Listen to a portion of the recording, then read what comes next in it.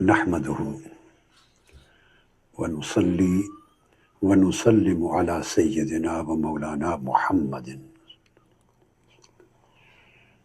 رسوله النبي الأمين المكين الحنين الكريم الرؤوف الرحيم. أما بعد، فأعوذ بالله من الشيطان الرجيم. بسم الله الرحمن الرحيم. انما يريد الله ليذهب عنكم الرجس اهل البيت ويطهركم تطهيرا. صدق اللہ مولانا العظیم. معزز سامعین و ناظرین اور جملہ خواتین و حضرات، اللہ رب العزت کی توفیق سے اور اس کی مدد و نصرت سے آج ہم ایک نہایت ہی اہم موضوع پر گفتگو کر رہے ہیں، اور وہ ہے سیدہ کائنات سلام اللہ تعالی علیہا کی شان اقدس اور آپ کی ذات اقدس کے حوالے سے بعض مسائل کی نسبت چند اشکالات جو بعض ذہنوں میں پیدا ہوئے ہیں، ان کا ازالہ بھی اسی گفتگو میں مقصود ہے. مجھے پاکستان سے، برطانیہ سے، یورپ سے اور دیگر ممالک سے علماء کرام اور فضلاء اعظام اور دین کے طلباء اور اسلامی علوم سے دلچسپی رکھنے والے لوگوں کی جانب سے دو سوالات کیے گئے ہیں. ایک سوال کا تعلق تو سیدہ کائنات سلام اللہ علیہا کی شان اقدس سے متعلق ہے، اور آپ کے حوالے سے آیت تطہیر کا معنی، اس کا مفہوم اور اس کی تعبیر و اطلاق. پہلی نشست میں انشاءاللہ تعالی قرآن مجید کی اس آیت تطہیر کے حوالے سے میں سیدہ کائنات رضی اللہ تعالی عنہا و سلام اللہ تعالی علیہا کی شان اقدس پر گفتگو کروں گا، اور پھر دوسری نشست میں مسئلہ فدق کے حوالے سے مجھ سے پوچھا گیا ہے کہ سیدہ کائنات سلام اللہ علیہا کا فدق اور دیگر اموال فے کے حوالے سے سیدنا صدیق اکبر رضی اللہ تعالیٰ عنہ سے سوال کرنا حضور علیہ الصلوۃ والسلام کے وصال مبارک کے بعد مسئلہ وراثت پر یہ سوال کرنا، کیا اس کو خطا سمجھا جا سکتا ہے یا خطا قرار دیا جا سکتا ہے یا نہیں، اس کی حقیقت کیا ہے. تو انشاءاللہ تعالی اس دوسرے سوال پر میں گفتگو دوسری نشست میں کروں گا، تاکہ اس ضمن میں جو اشکالات اور ابہامات ذہنوں میں پیدا ہوتے ہیں ان کا بطریق احسن ازالہ کیا جا سکے، اور امید ہے انشاءاللہ تعالی ازالہ ہو جائے گا. اب اس پہلی نشست میں چونکہ آیت تطہیر کو موضوع بنا رہا ہوں، اور اس آیت تطہیر کی روشنی میں ہم سیدہ کائنات سلام اللہ تعالی علیہا کی شان اقدس کے ایک دو ریلیونٹ گوشوں پر روشنی ڈالیں گے. یہ آیہ تطہیر جو اہل بیت اطہار بشمول سیدہ کائنات سلام اللہ علیہا ان کی طہارت کاملہ پر اللہ رب العزت کی شہادت ہے، شہادت الہیہ ہے۔ اس کو سمجھنے کے لیے کچھ تو اس آیت کا سیاق و سباق سمجھنا ضروری ہے، اور پھر اس آیہ کریمہ کے جو الفاظ ہیں اس کا ایک تفسیری تجزیہ کریں گے۔ یہ آیہ کریمہ سورہ احزاب کی آیت نمبر 33 کا ایک حصہ ہے۔ آیت نمبر 33 کا آخری حصہ ان مبارک الفاظ پر مشتمل ہے، اور یہ پورا مضمون اس مسئلے کو سمجھنے کے لیے پڑھنا، سمجھنا، اس کا جائزہ لینا اور دقت نظر سے اس کے معانی اور اطلاقات کو جاننا ضروری ہے۔ یہ مضمون شروع ہو جاتا ہے اسی سورہ احزاب کی آیت نمبر 28 سے۔ تو گویا یہ مضمون آیت نمبر 28 یعنی ورس 28 سورہ احزاب، یہ سورہ قرآن مجید کی 33ویں سورت ہے۔ تو ورس 28 سے شروع کر کے آیت نمبر 34 تک یہ مضمون چلتا ہے۔ گویا 7 آیات پہ مشتمل یہ پورا مضمون ہے، 28، 29، 30، 31، 32، 33، 34، 7 آیات پر مشتمل یہ پورا مضمون ہے۔ اس مضمون کی ابتدا جو آیت نمبر 28 سے ہوتی ہے وہ آیت تخییر ہے۔ اس مضمون میں 2 آیتوں کے مضامین جمع ہیں، ایک آیت تخییر اور آیت نمبر 33 میں آیت تطہیر۔ آیت تخییر سے یہ مضمون شروع ہوتا ہے۔ اب آپ سوچیں گے آیت تخییر کیا ہے؟ علماء کرام اور اساتذہ کے علاوہ ممکن ہے کثرت کے ساتھ لوگوں نے یہ لفظ بھی نہ سنا ہو، سو میں اس کو ایکسپلین کر دیتا ہوں۔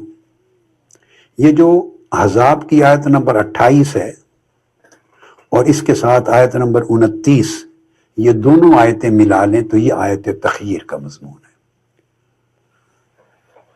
آپ کو معلوم ہے آقا علیہ الصلوۃ والسلام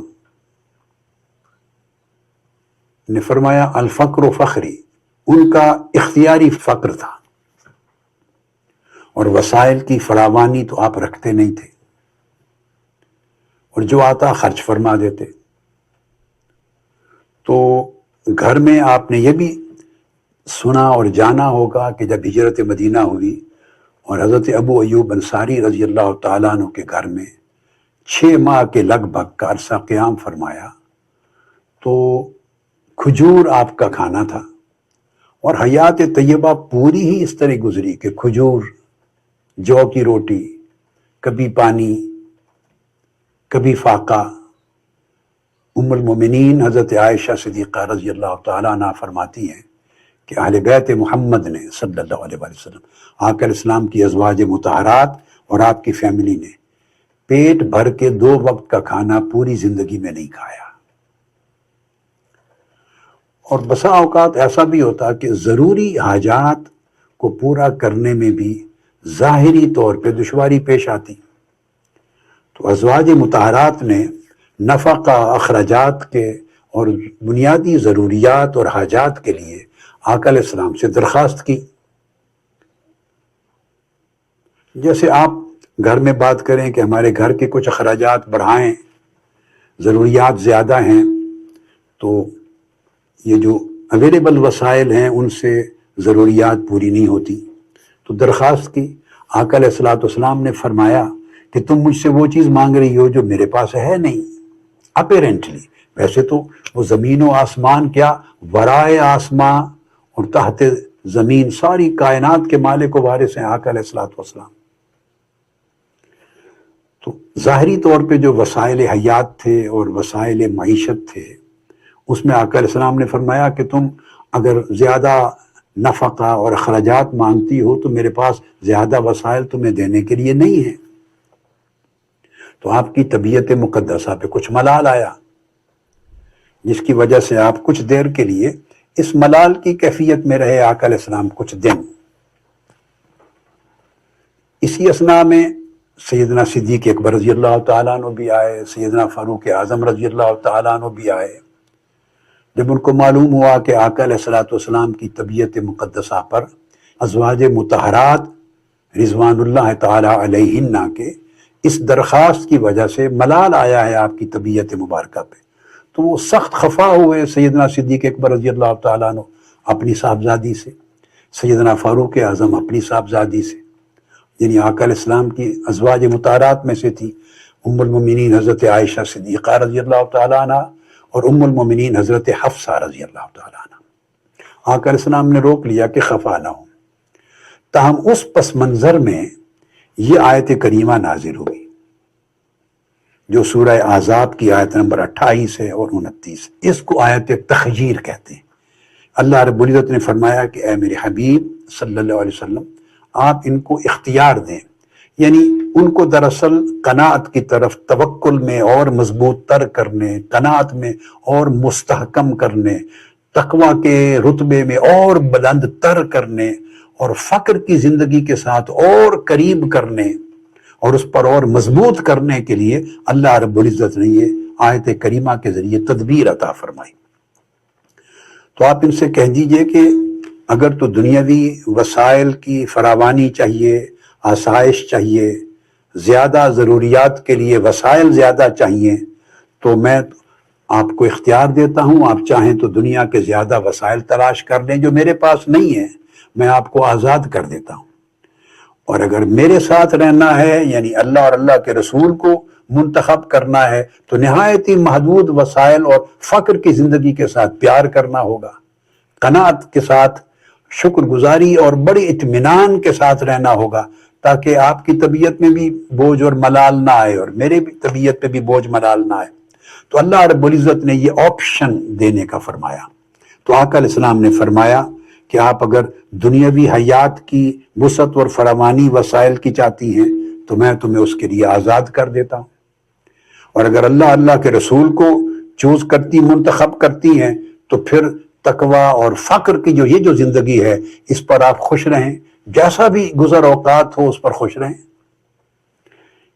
تو جب یہ آیت کریمہ اتری تو آقا علیہ السلام نے سب سے پہلے ام المومنین حضرت عائشہ صدیقہ رضی اللہ تعالیٰ عنہ کے سامنے یہ آیات پڑھی، دونوں آیتیں، یعنی آپشن رکھے۔ آپ نے عرض کیا یا رسول اللہ، میں اللہ اور اللہ کے رسول کو منتخب کرتی ہوں، مجھے دنیاوی آسائشیں اور فراوانیاں نہیں چاہیے، مجھے حضور کی غلامی چاہیے، آپ کی خدمت چاہیے، فقر میں رہنا گوارا ہے مگر آپ سے جدائی نہیں چاہیے۔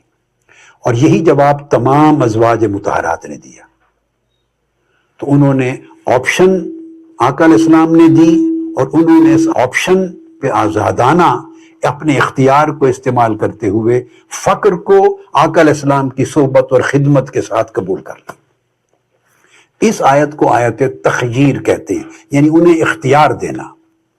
جب انہوں نے ازواج مطہرات میں اسی تقوی کا مظاہرہ کیا جو ان کی شان اور ان کی منزلت تھی، جو ان کا منصب تھا، اللہ کی ذات پر محدود وسائل اور فقر پر اسی خوشی، شکر مندی اور اسی اطمینان کا اظہار کیا، اور آقا علیہ السلام کی خدمت گزاری، تابعداری اور وفاداری پر اسی استقامت کا مظاہرہ کیا جو ان کی شان تھی۔ آقا علیہ السلام چاہتے تھے، اللہ رب العزت چاہتے تھے، تو اللہ رب العزت نے پھر انہیں آئندہ کے لیے کچھ تعلیم و تلقین کی تاکہ اس مرتبے میں آپ کا اور اضافہ ہو، مزید استحکام آئے اور استقامت نصیب ہو۔ تو فرمایا اگر آپ اس طریقے سے چلیں گی تو آپ کا اجر اللہ پاک 2 گنا کر دے گا۔ یہ مضمون آیا سارا۔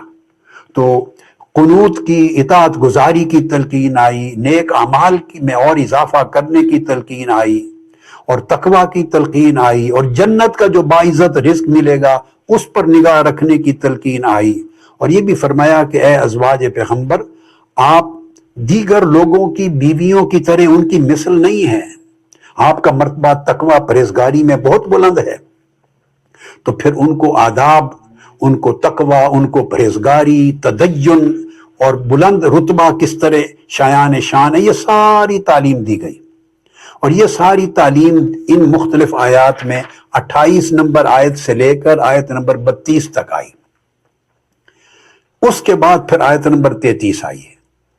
یہ پورا تناظر ہے جو آیت تخییر سے، اس تناظر میں فرامین الہیہ شروع ہو گئے ہیں، اور اس میں شریعت اسلامیہ کے احکام آئے ہیں، نماز کے احکام آئے ہیں، وَأَقِمْنَا الصَّلَاةَ وَآتِينَا الزَّكَاةَ وَأَطِعْنَا اللَّهَ وَرَسُولَهُ، یعنی پھر اللہ اس کے رسول کی کامل اطاعت گزاری، پھر زکوٰۃ کو دینا، نماز کا قیام کرنا اور تقوی اختیار کرنا اور آخرت کو ترجیح دینا، یعنی اللہ رب العزت نے پھر ایک پوری تعلیم کا سلسلہ عطا فرمایا ہے جو ان کی شایان شان تھا۔ یہ بیان کرتے ہوئے 33 نمبر آیت کے اینڈ پر اس سے قبل ان تمام آیتوں میں خطاب یا نساء النبی کے طور پہ آ رہا تھا، اے نبی کی ازواج، یا ایہا النبی قل لازواجک، اے نبی اپنی ازواج مطہرات سے فرما دیجئے، ان کنتن تردن الحیات، ان کو خطاب آ رہا تھا صیغہ مؤنث میں، تانیث میں، ان کنتن تردن اللہ ورسولہ، پھر یا نساء النبی، یعنی جگہ جگہ ہر آیت میں یا نساء النبی کا خطاب آ رہا تھا، اے نبی کی ازواج، اے نبی کی بیویوں، لستن کاحد من النساء، آپ عام عورتوں جیسی عورتیں نہیں ہیں، آپ کا مرتبہ، رتبہ، مقام بڑا بلند ہے، کوئی آپ کی گرد کو نہیں پا سکتا، سو آپ کا رہنا، آپ کا توکل، آپ کی قناعت، آپ کی شکر گزاری، آپ کی تابعداری اور فقر سے محبت کرنا، مشکلات کے ساتھ رہنا اور خوش رہنا اور آخرت کو ترجیح دینا، یہ مرتبہ بھی آپ کا اتنا بلند ہے کہ کوئی نیک سے نیک اور صالح سے صالح عورت بھی اس میں آپ کا مقابلہ نہیں کر سکتی، آپ کی گرد پا کو نہیں پہنچ سکتی۔ مگر یہ سارے خطابات ازواج مطہرات کو تھے۔ آیت نمبر 33 کے اینڈ میں یکا یک صیغہ خطاب بدل گیا، اچانک خطاب کا صیغہ بدل گیا۔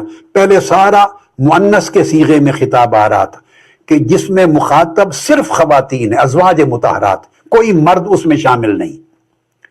33 نمبر آیت کے اینڈ میں اچانک یہ آیا، پیچھے آ رہا تھا وَأَقِمْنَا الصَّلَاةَ، یہ صیغہ تانیث کا ہے، یعنی خواتین کے لیے، کہ اے رسول کی ازواج، اگر آپ اللہ کی اطاعت کریں، وَرَسُولَهُ، اللہ کے رسول کی اطاعت کریں، وَآتِينَا الزَّكَاةَ، اور زکوٰۃ ادا کریں، یہ بھی صیغہ مؤنث کا ہے، وَأَطِعْنَا اللَّهَ وَرَسُولَهُ، اللہ اس کے رسول کی اطاعت کریں، تو یہ اقمنا الصلاۃ وآتینا الزکاۃ وأطعنا اللہ ورسولہ سارے صیغے مؤنث کے آ رہے ہیں، یعنی ان کا مخاطب ایڈریس سے ہی صرف خواتین ہیں، ان میں کوئی مرد شامل نہیں، کوئی مرد شامل نہیں، مخصوص ان کے لیے خطاب تھے یہ سارے۔ اور یہ انداز آیت نمبر 28 سے شروع ہوا اور آیت نمبر 23 کے وسط تک یہی انداز تسلسل کے ساتھ برابر چلا آ رہا تھا۔ اس پورے خطاب میں کہیں کوئی مرد مخاطب نہیں تھا، ایکسکلوسیولی ازواج مطہرات سے خطاب تھا، اور یہ مضمون بلڈ اپ ہوتا چلا آ رہا تھا۔ اینڈ پر آیت نمبر 33 کے اینڈ پر یکا یک اسلوب بیان قرآن مجید کا بدل گیا، اور خطاب کا صیغہ جو مؤنث کا تھا وہ مذکر میں بدل گیا، جمع مذکر میں بدل گیا، اور اس میں کلمات آ گئے انما یرید اللہ لیذھب عنکم الرجس۔ اب کم کا صیغہ پہلی مرتبہ آیت نمبر 28 سے لے کے 33 تک پہلی مرتبہ استعمال ہوا ہے۔ مضمون ایک ہے، تسلسل آ رہا ہے، اور ہر جگہ جو صیغے آ رہے ہیں وہ کن تننا کے آ رہے ہیں، صیغے کن تننا کے آ رہے ہیں، ان کم کا یا کن تم کا نہیں آیا۔ پہلے کن تننا آیت نمبر 29 میں وَإِن كُنتُنَّ، پھر مَن يَأْتِ مِنكُنَّ، ہر جگہ صیغہ وہی آ رہا ہے، وَمَن يَقْنُتْ مِنكُنَّ، پھر آیت نمبر 32 میں لَسْتُنَّ كَأَحَدٍ مِّنَ النِّسَاءِ، پھر 33 میں وَقَرْنَ فِي بُيُوتِكُنَّ وَلَا تَبَرَّجْنَ تَبَرُّجَ الْجَاهِلِيَّةِ الْأُولَىٰ وَأَقِمْنَا الصَّلَاةَ وَآتِينَا الزَّكَاةَ وَأَطِعْنَا اللَّهَ وَرَسُولَهُ۔ تمام آیات میں بغیر استثناء کے صیغہ ازواج مطہرات کو خطاب کا تھا۔ اب اس آخری حصہ میں یکایک ایک مرتبہ صیغہ خطاب کا بدلا ہے اور یہ مذکر جمع مذکر کے لیے آ گیا. فرمایا کہ بے شک انما یرید اللہ لیذہب عنکم الرجس، اے رسول کے اہل بیت. اور یاد رکھ لیں کہ لفظ اہل بیت بھی اس پورے مضمون میں جو 7 آیات پر مشتمل ہے پہلی مرتبہ استعمال ہوا ہے. نہ اس سے پہلے یوز ہوا ہے اس مقام پر اور نہ اس کے بعد. اس کے بعد آیت نمبر 34 آ رہی ہے، پلٹ کے پھر ازواج مطہرات کے لیے خاص ہو گیا ہے خطاب. وَاذْكُرْنَا، اور تم اللہ کی آیتوں کو یاد کیا کرو. وَاذْكُرْنَا مَا يُتْلَى فِي بُيُوتِكُنَّ، جو تمہارے گھروں میں تلاوت کی جاتی ہیں. تو آیت نمبر 34 میں پلٹ کے وہی انداز خطاب جو 28 سے 32 33 تک تھا وہ آ گیا پلٹ کر. درمیان میں فقط ایک جگہ یہ آیت آئی ہے جو آیت نمبر 33 کا دوسرا حصہ ہے، ایک ٹکڑا ہے جس میں خطاب کا صیغہ بدل گیا ہے. اس میں ایڈریس کیا ہے جمع مذکر کو، میلز کو خطاب کیا ہے. اب قاعدہ یہ ہے کہ اگر خواتین کے ساتھ کوئی ایک مرد یا 2 مرد بھی شامل ہو جائیں، مرد اور عورتیں جوائنٹلی شامل ہو جائیں، تو عربی میں جو صیغہ ہے وہ مذکر کا یوز کیا جاتا ہے. صیغہ میلز کے لیے مذکر کا یوز کیا جاتا ہے. اگر صرف خواتین ہوں تو صیغہ مؤنث کا، تانیث کا ہوتا ہے. اور خالی مرد ہوں تو تب بھی صیغہ تذکیر کا ہوگا، مذکر کا. اگر مرد اور عورتیں اکٹھے ہوں تو تب بھی صیغہ مذکر کا ہوگا، مؤنث کا، فیمیل کا صیغہ یوز نہیں ہوتا. تو جب میل کا صیغہ آ جائے تو اس کا اطلاق یا صرف مردوں کے لیے ہوتا ہے یا مردوں اور عورتوں کے لیے جوائنٹلی ہوتا ہے. اب یہاں جو آ گیا چینج ہو کر انما یرید اللہ لیذہب عنکم الرجس، عنکم، جب یہ الفاظ آ گئے تو اس کا مطلب یہ ہے کہ یہاں کچھ مرد شامل ہو گئے. اب اس مقام پر آ کر تو پچھلا جتنا مضمون تھا اس میں مرد مخاطب نہیں تھے، اور ازواج مطہرات کے علاوہ بھی آقا علیہ السلام کی اہل بیت میں سے کوئی اور مخاطب نہیں تھا. یہ سارا سبجیکٹ ازواج مطہرات سے ریلیٹڈ تھا، انہی کو خطاب تھا، انہی کے لیے آیات کریمہ اتری، انہی کی شان میں ان کا نزول اور ورود ہوا، اور انہی کو مسلسل تمام آیتوں میں ایڈریس کیا جا رہا تھا. یہاں آ کے اسلوب بدلا. اس کا مطلب ہے یہاں کچھ اور افراد شامل ہو گئے جن میں مرد بھی ہیں، اور وہ پہلے خطاب میں بھی شامل نہیں تھے اور اس آیت کے بعد خطاب نمبر 34 میں بھی شامل نہیں ہے، چونکہ پھر وَاذْكُرْنَا، پھر ایکسکلوسیولی فیمیل کا خطاب آ گیا، مؤنث کا آ گیا، تو مرد پھر وہ نکل گئے. اب اس میں جو آ گیا کہ اللہ تعالیٰ کا ارادہ تو صرف یہ ہے، اللہ فقط یہ چاہتا ہے کہ اے اہل بیت، اہل بیت رسول، کہ اللہ تعالیٰ تمہیں ہر قسم کے گناہ کے میل سے اور شک اور ہر قسم کے نقص کی گرد سے پاک کر دے. ہر قسم کا شک، ہر قسم کا نقص، ہر قسم کی میل اس کو تم سے دور کر دے، اور تمہیں کامل طہارت سے نواز کر بالکل پاک صاف کر دے، تمہیں کامل طہارت دے دے. یہ جو آیت کریمہ کا ٹکڑا ہے، اس ٹکڑے کے لیے خطاب میں کچھ صیغہ مذکر کر دیا. اور یہ کون شامل ہو گئے؟ یہ جو التفات ہے صیغے کا بدل جانا، یہ ثابت کرتا ہے کہ وہ خطاب جو مسلسل صرف ازواج مطہرات کے لیے چلا آ رہا تھا، اب جب خطاب اس مقام پر پہنچا تو اتنے حصے میں اللہ رب العزت نے کسی اور کو بھی شامل کر دیا. وہ کون شامل ہوئے؟ وہ سیدہ کائنات سلام اللہ علیہا کا گھرانہ شامل ہو گیا. تو بات اگر صرف سیدہ کائنات سلام اللہ علیہا کے شامل ہونے تک ہوتی تو صیغہ بدستور مؤنث کا رہتا، مگر ان کے ساتھ مولا علی المرتضیٰ شامل ہو گئے، ان کے ساتھ سیدنا امام حسن مجتبیٰ بھی شامل ہو گئے، ان کے ساتھ سیدنا امام حسین بھی شامل ہو گئے. سیدہ کائنات کا پورا گھرانہ، آپ کے شوہر، آپ کے دونوں شہزادے اور خود آپ، وہ جب شامل ہو گئی تو 3 مرد آ گئے. لہذا ان کے شامل ہونے سے وہ جو تسلسل تھا خطاب کا اور صیغہ خطاب کا، اس کو چینج کر دیا صرف اتنے حصے کے لیے جہاں اذہاب رجس اور تطہیر کا بیان تھا. یہ جو بیان تھا اتنا کہ اللہ تو فقط یہ چاہتا ہے اور اللہ کا ارادہ محض یہ ہے کہ ہر قسم کے میل کو، شک کو، نقص کو، گناہ کے اثر کو کلیتاً تم سے دور کر دے، تمہیں اس سے پاک کر دے۔ اور پھر وَيُطَهِّرَكُمْ تَطْهِيرًا، پھر دوبارہ يُطَهِّرَكُمْ آیا اور تمہیں کامل طہارت سے اس طرح نواز دے کہ تم کلیتاً پاک ہو جاؤ اور صاف ہو جاؤ۔ یہ جو اتنا ٹکڑا ہے، اس میں سیدہ کائنات اور مولا علی المرتضیٰ اور حسنین کریمین علیہم السلام شامل ہو گئے۔ اس لیے یہ جو اہل بیت اس کی شان میں آیت کریمہ آئی ہے اور جس کو آیت تطہیر کہتے ہیں، اس میں ایک بات تو ذہن میں رکھ لیں، اس امر میں کوئی شک نہیں ہے کہ اس آیت تطہیر میں ازواج مطہرات شامل ہیں، چونکہ ان آیات کریمہ کا شان نزول یہی ہے۔ آیات بنیادی طور پہ نازل ہی ان کے لیے ہوئی تھی اور مضمون انہی کے لیے مضمون کا سیاق چلا رہا تھا، تو مضمون کا سیاق و سباق تقاضا کرتا ہے کہ اس آیت تطہیر کے حکم میں ازواج مطہرات بھی شامل ہیں، ان کو خارج تصور نہیں کیا جا سکتا۔ یہ تو ایک بات ہو گئی۔ اب بڑی اہم بات ہے، حدیث پاک میں جب یہ آیت کریمہ اتری، انما یرید اللہ لیذھب عنکم الرجس اہل البیت ویطہرکم تطہیرا، جسے آیت تطہیر کہتے ہیں، تو ام المومنین حضرت عائشہ صدیقہ رضی اللہ تعالیٰ عنہ فرماتی ہیں کہ صبح کے وقت آقا علیہ الصلوۃ والسلام باہر تشریف لائے، اس حال میں کہ آپ نے ایک چادر اوڑھ رکھی تھی اور اس چادر پر سیاہ اون سے بنے ہوئے کجاووں کے نقش تھے، سیاہ اونی چادر تھی، کجاووں کے نقش تھے۔ اتنے میں سیدنا حسن مجتبیٰ آ گئے، آقا علیہ السلام نے ان کو پکڑ کے اپنی چادر میں داخل کر لیا۔ اب میں آپ کو پوری آیت تطہیر کا چونکہ سیاق و سباق بیان کر چکا ہوں، مضمون، اب اس کے اندر یہ جو ٹکڑا آیت ہے، اب اس پر ذرا فوکس کر لیں، بات کو سمجھیں۔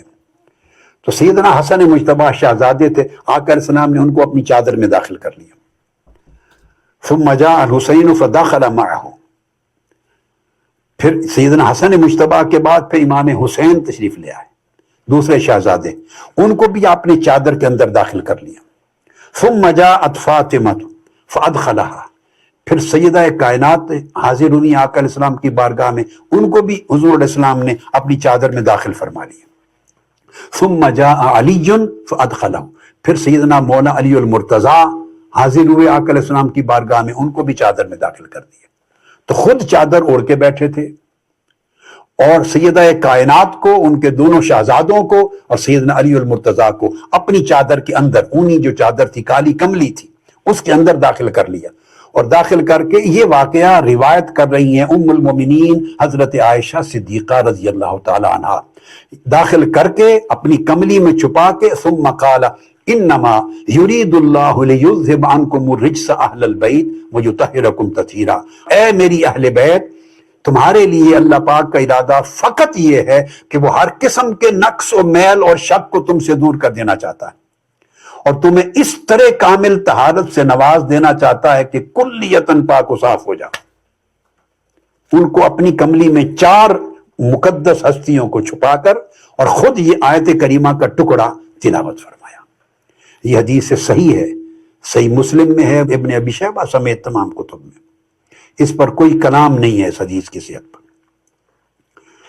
ایک واقعہ تو اس طرح یہ بیان ہوا ہے، اور دوسری حدیث جو ترمذی نے روایت کی ہے وہ بھی حدیث صحیح ہے شرط بخاری پر، وہ حضرت ام سلمہ سے، حضرت معقل بن یسار سے، ابی الحمراء سے، انس بن مالک سے اور عمر بن ابی سلمہ سے، سب صحابہ سے مروی ہے۔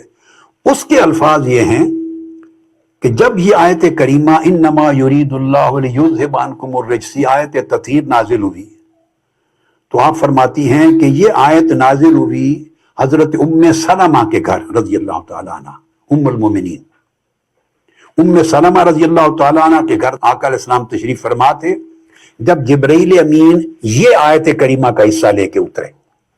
جب آیت اتری تو فدعا فاطمہ تھا، اب یہ دونوں حدیثوں کو ملا کے سمجھے، تو آقا علیہ السلام نے اس آیت کے اترتے ہی سیدہ کائنات کو بلا بھیجا، آپ نے بلایا فاطمہ کو بلاؤ رضی اللہ تعالیٰ عنہ۔ تو سیدہ کائنات فاطمۃ الزہرا سلام اللہ علیہا کو بلایا، وہ حسنن و حسینن، اور حسن کو بھی بلایا، حسین کو بھی بلایا علیہم السلام۔ شہزادے بھی دونوں آ گئے، سیدہ کائنات بھی آ گئیں۔ فجل لہم بکساء، اور ان کو آقا علیہ السلام نے اپنی چادر میں ڈھانپ لیا۔ اور وعلی خلف ظہرہ فجل لہ بکساء، پھر حضرت علی کو بھی بلا لیا، ان کو اپنے پیچھے کھڑا کر دیا اور ان کو بھی اپنی چادر میں ڈھانپ لیا، تو پانچوں اس چادر میں ہو گئے۔ ثم قال اللہم ہؤلاء اہل بیتی فاذہب عنہم الرجس وطہرہم تطہیرا، تو پھر آپ نے عرض کیا، اے اللہ یہ میری اہل بیت ہے، ہر قسم کا رجس، ناپاکی، میل کچیل، نقص و شک ان سے دور کر دے، ان کو پاک کر دے، اور ان کو ایسی طہارت عطا فرما دے کہ جو اس کمال درجے کی طہارت ہو کہ اس میں کوئی کمی نہ رہے۔ یہ ہیں دو حدیثیں جو میں نے آپ کو بیان کی۔ اب ویسے علاوہ اس کے یہ میری کتاب ہے، جس نے تفصیل میں اس مضمون کو پڑھنا سمجھنا ہو تو غور سے دیکھ لیں، قرابت النبی صلی اللہ علیہ وآلہ وسلم، احادیث نبوی پر مشتمل یہ پوری کتاب ہے۔ اس کے اندر اس آیت کریمہ کے شان نزول پر سب کچھ جمع کیا ہے۔ جو خاص چیز توجہ طلب ہے وہ یہ ذہن میں رکھ لیں کہ جتنی احادیث حضور علیہ الصلوۃ والسلام سے مروی ہیں، اس آیت کریمہ کے حوالے سے، آیت تطہیر کے حوالے سے، پھر میں دوہرا رہا ہوں کلمات، جتنی احادیث، جتنی روایات جو حضور علیہ الصلوۃ والسلام سے مروی ہیں، صحابہ کرام نے آقا علیہ السلام سے روایت کی ہیں، وہ تمام احادیث آیت کریمہ کے اس ٹکڑے کو جو آیت تطہیر ہے، اس کا اطلاق سیدہ کائنات سلام اللہ علیہ اور آپ کے گھرانے پر، یعنی مولا علی شیر خدا پر، سیدنا امام حسن اور امام حسین پر کرتی ہے۔ آقا علیہ السلام نے اس آیت تطہیر کا مصداق ان ہستیوں کو قرار دیا ہے جتنی احادیث کتب حدیث میں آئی ہیں، ساری کی ساری، حتیٰ کہ یہ سب سے بڑا ذخیرہ ہے احادیث کا تفاسیر کے اندر۔ جو کتب تفسیر ہیں وہ ہیں تفسیر طبری، امام ابن جریر طبری کی، جو تفسیر بالماسور ہے، یعنی احادیث نبوی پر مشتمل تفسیر قرآن ہے، یا آثار صحابہ پر اور مرویات پر مشتمل جو تفسیر قرآن ہے، اس کا سب سے بڑا ذخیرہ اور سب سے بڑی عظیم الشان اور سب سے پہلی اور سب سے وسیع کتاب تفسیر ابن جریر طبری۔ دوسری عظیم الشان کتاب حافظ ابن کثیر کی تفسیر ابن کثیر ہے، اور تیسرا سب سے بڑا ذخیرہ تفسیر قرآن کے باب میں تفسیری احادیث، آثار اور مرویات پر، وہ امام جلال الدین سیوطی کی الدر المنصور۔ باقی تمام تفاسیر جو تفسیری روایات، آثار اور احادیث کو بیان کرتی ہیں، ان کے ذخائر سب چھوٹے ہیں، سب سے بڑے ذخیرے یہ تین کتابیں، یاد رکھ لیں، یعنی 1200 سال کی تاریخ کے سب سے بڑے تین ذخیرے، تفسیر ابن جریر طبری، تفسیر حافظ ابن کثیر اور تفسیر امام جلال الدین سیوطی کی الدر المنصور۔ اب یہ جو ابن جریر طبری ہیں، یہ 15 احادیث لائے ہیں اپنی تفسیر میں، 15 حدیث ساری کی ساری اس آیت تطہیر کا اطلاق اہل البیت کے لیے سیدہ کائنات فاطمۃ الزہرا، حضرت علی المرتضیٰ، امام حسن اور امام حسین کو قرار دیتے، اور 15 حدیث لا کر بعد میں آپ ایک روایت لائے ہیں، ایک روایت، وہ اقوال ہیں، حضرت عبداللہ ابن عباس کا، اکرمہ کا، سعید ابن جبیر کا، اس طرح اقوال ہیں، وہ لائے ہیں، اس میں ازواج مطہرات بھی شامل ہیں۔ اور اس لیے ضرورت نہیں ہے، بے شک آقا علیہ السلام سے ایسی کوئی حدیث مروی نہیں، مگر چونکہ قرآن مجید کا سیاق اور شان نزول ان آیات کا ازواج مطہرات سے متعلق ہے، لہذا اس پر کوئی بحث ہی نہیں ہو سکتی کہ یہ آیت تطہیر میں ازواج مطہرات تو شامل ہیں ہی، مگر آقا علیہ السلام نے ان 4 ہستیوں پر اس لیے فوکس کیا کہ پچھلی آیات ان کے ضمن میں نازل نہیں ہو رہی تھی، وہ مضمون اور تھا، واقعہ اور تھا، پس منظر اور تھا، کسی اور ضمن میں احکام الہیہ نازل ہو رہے تھے، وہ ان سے ریلیٹڈ ہی نہیں تھے۔ اب یہاں وہ بات اہم آ رہی ہے، سیدہ کائنات پچھلے سارے مضمون سے ریلیٹڈ نہیں تھی، وہ صرف ازواج مطہرات کا مسئلہ تھا، اور انہی کے لیے احکام الہیہ نازل ہوئے تھے۔ حسنین کریمین پچھلے مضمون سے ریلیٹڈ نہیں تھے، مولا علی المرتضیٰ ریلیٹڈ نہیں تھے، اس وجہ سے کوئی صیغہ جمع کا نہیں آیا مذکر کا۔ اور سیدہ کائنات اور سیدنا علی اور حسنین کریمین کب جا کر اس مضمون سے جڑے، اس مضمون میں کب داخل ہوئے؟ صرف اس وقت جب آیت نمبر 33 کا آخری حصہ آیا، جس کو آیت تطہیر کہتے ہیں، کہ ہر قسم کے نقص، عیب، میل کچیل اور شک سے پاک کر دینا اور کامل طہارت سے نواز کر طاہر و مطہر کر دینا۔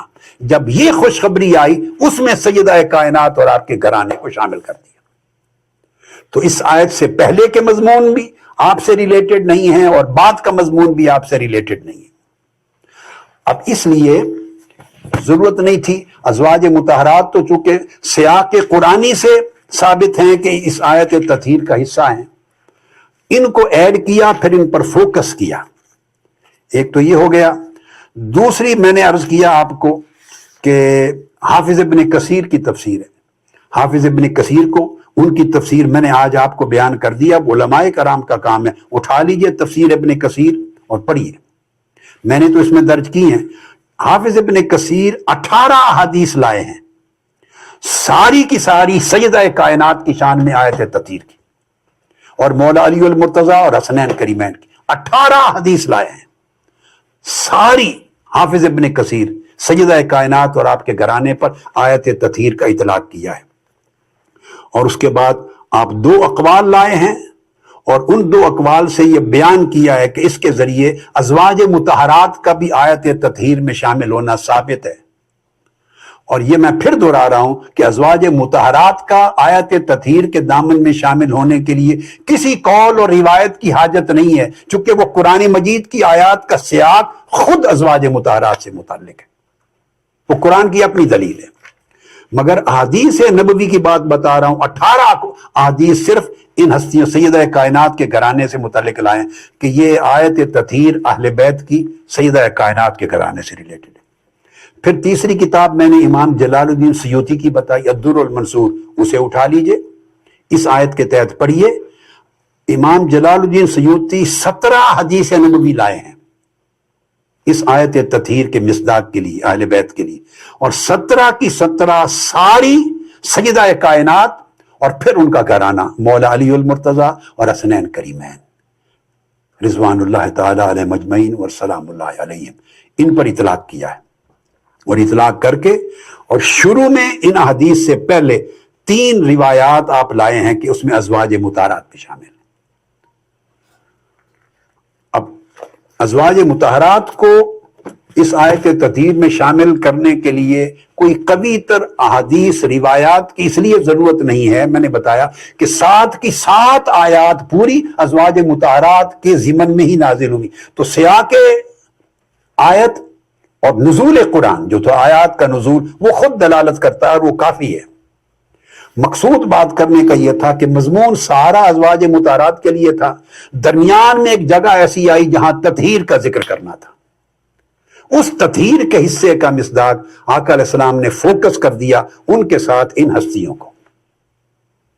یہ آیت تطہیر کا بیک گراؤنڈ ہے اور اس کا پس منظر سمجھ لیں اور اس کی پوری ایک تفصیل ہے۔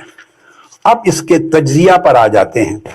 آیت کریمہ کے الفاظ ہیں انما یرید اللہ لیذھب عنکم الرجس اہل البیت ویطہرکم تطہیرا۔ اس میں جو لفظ آیا ہے، 2 لفظ قابل توجہ ہیں، ایک الرجس اور ایک یطہرکم تطہیرا میں طہارت۔ یہ 2 لفظ توجہ طلب ہیں۔ ان 2 الفاظ کو سمجھنے کے لیے تھوڑا لغت کی کتابوں سے مدد لینے کی ضرورت ہے۔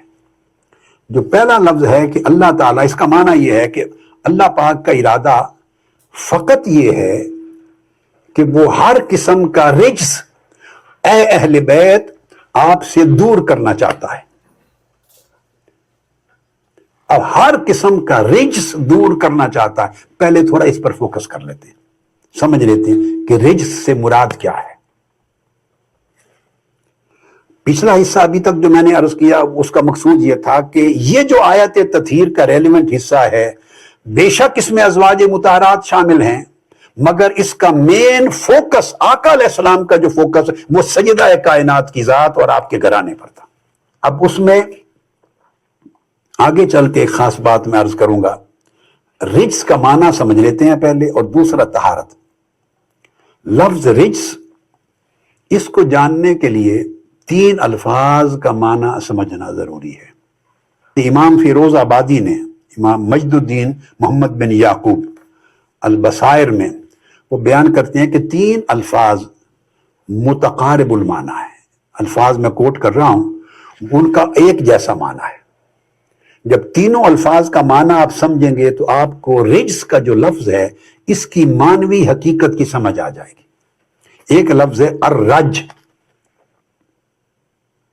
अब चूंकि सय्यदा कायनात सलामुल्लाह अलैहा की शान अक़दस आयत तत्हीर की रोशनी में बयान कर रहे हैं, अब इन अल्फाज का माना समझना बहुत ही रेलिवेंट है। रिज्स को समझने के लिए एक लफ्ज है अर्रज। अर्रज कहते हैं तहरीक शै, किसी चीज का हरकत में आना, किसी चीज का कांपना। कुरान मजीद में आता इज़ा रुज्जतिल अर्दु रज्जा, रज किसी चीज का कांपना, मुतजलजल होना, जैसे जलजला है, मुतजलजल होना, लड़खड़ाना, इसको रज कहते हैं अरबी में, अर्रज। तीनों लफ्ज जो मैं बोल रहा हूं, एक अर्रज, एक अर्रज्ज, वो रिज्ज भी आता है, रोज्ज भी आता है, अर्रज्ज जे के साथ, रा जीम जे, और तीसरा अर्रिज्स, रे जीम सीन, जो इस आयत करीमा का लफ्ज है। 3 लफ्ज मानवी एतबार से एक ही हकीकत पे दलालत करते। आप बात को समझ लें। तो अर्रज का माना क्लियर हो गया, इज़्तिराब। किसी शख्स में अगर कोई चीज हिल जाए, इज़्तिराब हो जाए, कोई फिसल जाए, उसमें तजल्जुल आ जाए, डगमगा जाए, कांपे, तो उसको अर्रज कहते हैं। अर्रज दूसरा लफ्ज, उसका माना भी इज़्तिराब, यानी राजिज़ा यरजज़ु रजज़न, कमजोरी की वजह से इज़्तिराब, लड़खड़ा जाना, कांपना, लड़क जाना, कमजोरी की वजह से, उसको अर्रज्ज, अर्रुज्ज और अर्रिज्स कहते हैं।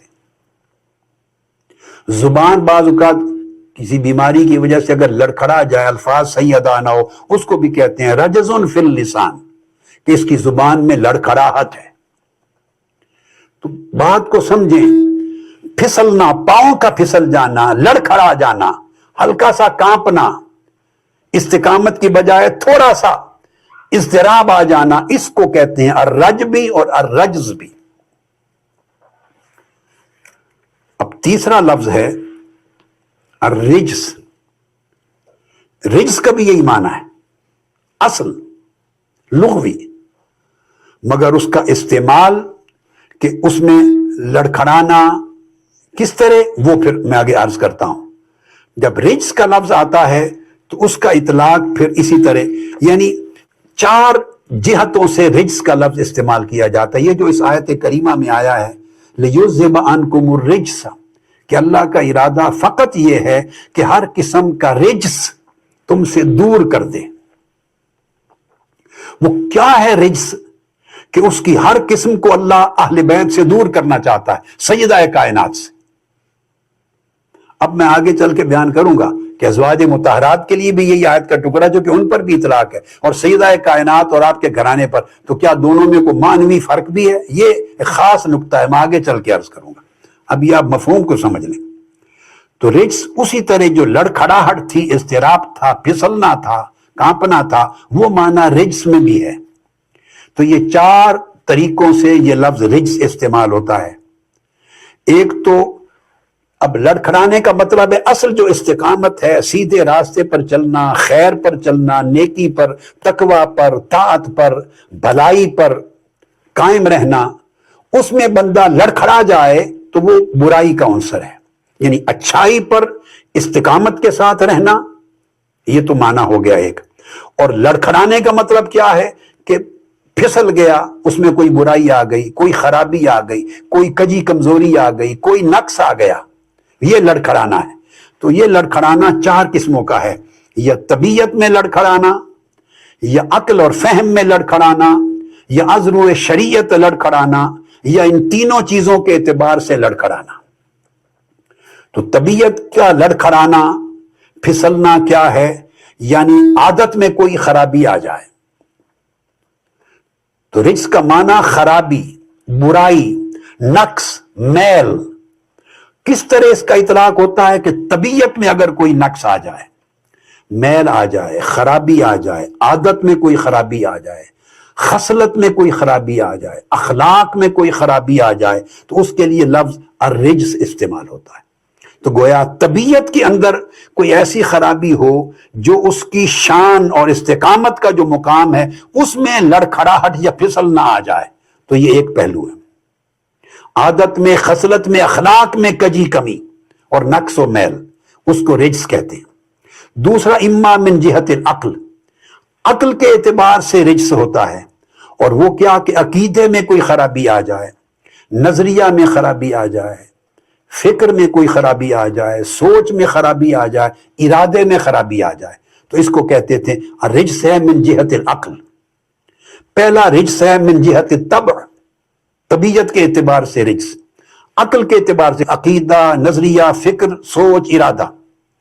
تیسرا من جہت الشرع، شرعی اعتبار سے کوئی خرابی آ جائے، اس میں کفر بھی ہے، اس میں شرک بھی ہے، اس میں گناہ بھی ہے، کوئی مکروہ عمل بھی ہے، ناپسندیدہ فعل بھی ہے، ہر قسم کی چیز جو عذر شریعت گوارا نہیں، تو وہ شریعت کی جہت سے۔ یا چوتھی صورت ہے کہ تینوں پہلو، سارے پہلو پائے جائیں خرابی کے۔ تو اگر یہ پہلو خرابی کے آ جائیں، برائی کے آ جائیں، اس وجہ سے اگر عقل کی جہت سے ہے تو وسوسہ آ جائے تو اس کو بھی رجس کہتے ہیں۔ وسوسہ جو انسان کو حق سے دور کر دیتا ہے، غلط خیال آ جائے جو بندے کو سچی اور پاکیزہ تقوی کی سوچ سے ہٹا دیتا ہے، تو غلط خیال آ جائے اس پہ بھی رجس کا لفظ استعمال ہوگا۔ یعنی برائی یا غلطی فکر میں آ جائے، سوچ میں آ جائے، ارادے میں آ جائے، خواہش میں آ جائے، عادت میں آ جائے، خصلت میں آ جائے، اخلاق میں آ جائے، عمل میں آ جائے، فعل میں آ جائے، کردار میں آ جائے، طبیعت میں آ جائے، کسی جہت سے آ جائے، اس کو رجس کہیں گے۔ اب جب آپ یہ معنی الرجس کا سمجھ گئے، یہ تو میں نے فیروز آبادی کا، اور یہ آپ لغت کی کوئی بھی کتاب اٹھا لیں، اب یہ تہذیب اللغہ ہے ابو منصور الازہری کے میرے سامنے، ان کا بھی یہ کوئی عمل میں کوئی خرابی، میل، کوئی قباحت اگر آ جائے تو اس کو الرجس کہتے ہیں۔ اس حد تک معمولی سی چیز پر بھی رجس اور رجس کا اطلاق ہوتا ہے کہ اگر آواز اونچی ہو جائے اس کو بھی کہتے ہیں الرجس۔ یعنی آواز اگر اونچی سے آپ نے بات کر لی جو دوسرے کی طبیعت پر بوجھ بنا، اس میں کراہت سی لگی، ذرا ناپسندیدہ انداز لگا، اس کو بھی الرجس کہتے ہیں، وہ بھی رجس کے ذیل میں آتا ہے۔ حتیٰ کہ ایک لفظ استعمال ہوتا ہے رعد رجاس، شدید الصوت، یہ جو کڑک ہوتی ہے بجلی کی، اس طرح کی جو بالکل کانوں پر جو زور سے پڑتی ہے آدمی گھبرا جاتا ہے، اس کو بھی رجس اور رجاس کا لفظ بولتے ہیں۔ یعنی اگر آواز میں کڑک آ جائے، زور آ جائے، شدت صوت جو طبیعت پہ ذرا ناگوار گزرتا ہے، اس کے لیے بھی لفظ رجس آتا ہے۔ کوئی میلی ناپسندیدہ چیز ہو تو اس کو بھی لفظ رجس بولا جاتا ہے۔ حتیٰ کہ کوئی ایسی چیز جس میں خیر نہیں ہے، خیر کا عنصر نہیں، اس کو بھی مجاہد کہتے ہیں کذالک یجعل اللہ الرجس، سورہ انعام کی آیت کے تحت فرماتے ہیں قال ما لا خیر فی، کوئی چیز جس میں خیر کی کمی ہو جائے، شر آ جائے یا خیر نہ رہے، اس کو بھی رجس کہتے ہیں۔ حتیٰ کہ اگر شک پیدا ہو کسی چیز میں، ایک ہے حق، یقین، اور ایک ہے شک جس میں آدمی سوچ میں متذبذب اور متزلزل ہوتا ہے، معلوم نہیں یہ ہے یا معلوم نہیں یہ ہے، شک آ جائے تو شک کو بھی رجس کہتے ہیں۔ رجس کا معنی شک۔ تو گویا اب یہ تمام معنی جو میں نے بیان کر دیے، ان کو جب آپ سامنے رکھ لیں تو اب آ جائیں، اس لیے تفاسیر میں بھی امام آلوسی کو لیں، روح المعانی کو، انہوں نے بھی کہا کہ یعنی ہر وہ چیز، اسی وجہ سے اس کا اطلاق گناہ پہ بھی ہوتا ہے، ذنب پر، خرابی ہے، اسم پر گناہ پر اطلاق ہوتا ہے، کسی قسم کا فسق اور نافرمانی اس پہ بھی رجس، شرک کو بھی رجس کہتے ہیں، شک اور شبہ کو بھی رجس کہتے ہیں، حتیٰ کہ طبیعت میں اگر بخل اور کنجوسی آ جائے تو بخل اور کنجوسی کو بھی رجس کہتے ہیں۔ اس سے آگے چلیے، وقیل الاہوا، ہوائے نفس، نفس کے تابع اگر آدمی خواہش نفس کے ساتھ بات کرے جو حق سے ذرا ہٹ جائے، اس کو بھی رجس کہتے ہیں۔ تو اس کا مطلب آگے چل کے امام آلوسی لکھتے ہیں وَعَلَى النَّقَائِصِ، الغرض کسی قسم کا نقص اگر آ جائے، ہوائے نفس کی وجہ سے، شک و شبہ کی وجہ سے، حرص و لالچ کی وجہ سے، بخل کی وجہ سے، طمع کی وجہ سے اور کمزوری کی وجہ سے کسی قسم کا نقص آ جائے، تو وہ ساری ایسی کیفیات کو جو بندے کو حق سے تھوڑا سا ہٹا دیں، پھسلا دیں، اس کو رجس کہتے ہیں۔ اب جب آپ نے یہ معنی سمجھ لیا کہ الرجس کیا ہے، اب آئیے قرآن مجید کی طرف۔ قرآن مجید نے کہا انما یرید اللہ لیذھب عنکم الرجس۔ اب انما کی طرف بعد میں آتے ہیں اور یرید اللہ کی طرف بھی بعد میں آتے ہیں۔ الرجس کا مضمون ختم کر لوں کہ اللہ نے یہ چاہا کہ سیدہ کائنات فاطمۃ الزہرا، آقا علیہ السلام کی شہزادی، اور آپ کے شوہر علی المرتضیٰ، اور آپ کے شہزادے حسن اور حسین، آپ سے، اور پھر ازواج مطہرات کی بات وہ تو ساتھ میں چکے کرتا آ رہا ہوں۔ اللہ نے چاہا کہ اللہ پاک ہر قسم کا رجس، جس کی وضاحت ہم کر چکے ہیں، جس میں شک آ جائے، شبہ آ جائے، خیر میں کمی آ جائے، طمع آ جائے، حرص آ جائے، لالچ آ جائے، حق سے بندہ ہٹ جائے، سچائی سے ہٹ جائے بندہ، کمزوری آ جائے، لڑکھڑانا آ جائے، عیب آ جائے سوچ میں، طبیعت میں، اخلاق میں، خصلت میں، ہر قسم کی یہ ساری خرابی، چھوٹی یا بڑی، طبیعت میں، فکر میں، عقل میں، دل میں، عمل میں، اخلاق میں، فعل میں، عقیدے میں، کسی نوعیت کی اگر نقص و عیب آ جائے تو اللہ پاک نے فیصلہ فرما لیا ہے کہ اے اہل بیت، ان ساری قسموں کی کمزوریوں کو آپ سے دور کر دیں، کلیتاً آپ کو ان سے پاک کر دیں۔ لیذھب عنکم الرجس، ایسے ہر قسم کے رجس کو تم سے دور لے جائے۔ یہ نہیں فرمایا کہ یہ چیزیں دور ہو جائیں، نہیں، اگر فرمایا کہ اللہ چاہتا ہے کہ یہ چیزیں آپ سے اہل بیت دور ہو جائیں تو اس کا مطلب ہے آپ کی اپنی ایفرٹ ہے، جتنی کوشش کرو گے اتنی دور ہو جائیں گی۔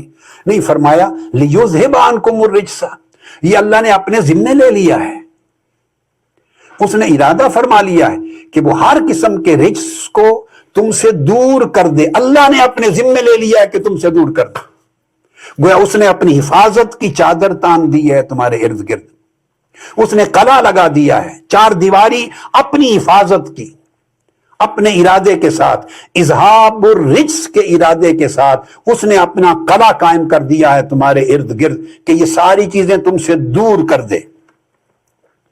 وَيُطَهِّرَكُمْ تَطْهِيرًا، جب یہ دور کر دے تو اس کے بعد سوال پیدا ہوتا کہ جب یہ ساری چیزیں دور ہو گئیں تو پھر یہ دوہرا کے کیوں فرمایا گیا کہ پھر تمہیں طہارت کامل دے دے؟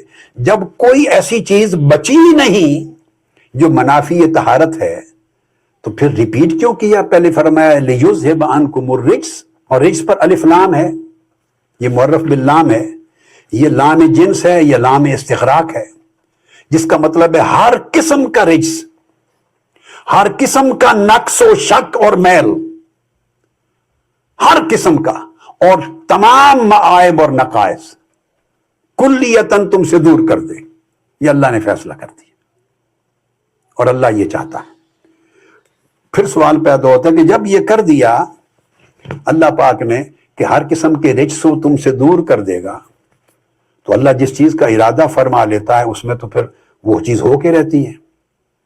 قرآن مجید میں ہے، اعوذ باللہ من الشیطان الرجیم، انما امرہ اذا اراد شیئا ان یقول لہ کن فیکون۔ اللہ کا امر تو صرف یہ ہے، یہ اللہ کا امر ہے کہ جب وہ کسی چیز کا ارادہ فرماتا ہے تو وہ ارادہ فرماتا ہے اور حکم دیتا ہے کہ ہو جا، یعنی اس کا ارادہ فرما لینا یہ حکم کن ہے، فیکون، سو وہ چیز ہو جاتی ہے۔ اس کے بعد یہ شک و شبہ ہی نہیں رہتا، امکان ہی نہیں رہتا کہ اس میں سے کوئی چیز اس کے خلاف بچ جائے گی. کن فیکون، انما امرہ اذا اراد شیئا، جب وہ ارادہ کر لیتا. یہاں فرمایا انما یرید اللہ، اللہ نے ارادہ کر لیا، یہ اللہ کا ارادہ ہے. لیذھب عنکم الرجس، کہ ہر قسم کے رجس اور تمام ارجاس تم سے دور کر دے. تو جب اللہ نے ارادہ فرما دیا تو یقول لہ کن، پھر اس ارادے سے جو چیز چاہتا ہے سو وہ ہو جاتی ہے. تو گویا ہر قسم کا رجس سیدہ کائنات سے دور ہو گیا، ازواج مطہرات سے دور ہو گیا، مولا علی المرتضیٰ سے دور ہو گیا، حسنین کریمین سے دور ہو گیا. اہل بیت نبوی کے پاس اب کسی قسم کے رجس میں سے اور چھوٹے بڑے ارجاس میں سے، معائب میں سے کسی چیز کی گنجائش ان کی زندگی میں، سیرت میں باقی رہنے کی نہ رہی. اذھاب الرجس لیذھب عنکم الرجس، اللہ نے ان کو بھگا دیا دور اور اپنی حفاظت کی چادر تان دی. جب اللہ پاک نے کلیتاً اذھاب رجس کر دیا، اذھاب رجس کا معنی ہر رجس کو دور کر دیا، تو اس کے بعد پھر کیوں فرمایا وَيُطَهِّرَكُمْ تَطْهِيرًا، اور تمہیں پاک کر دے ایسا کہ طہارت کمال کو پہنچ جائے. یہ کیوں فرمایا؟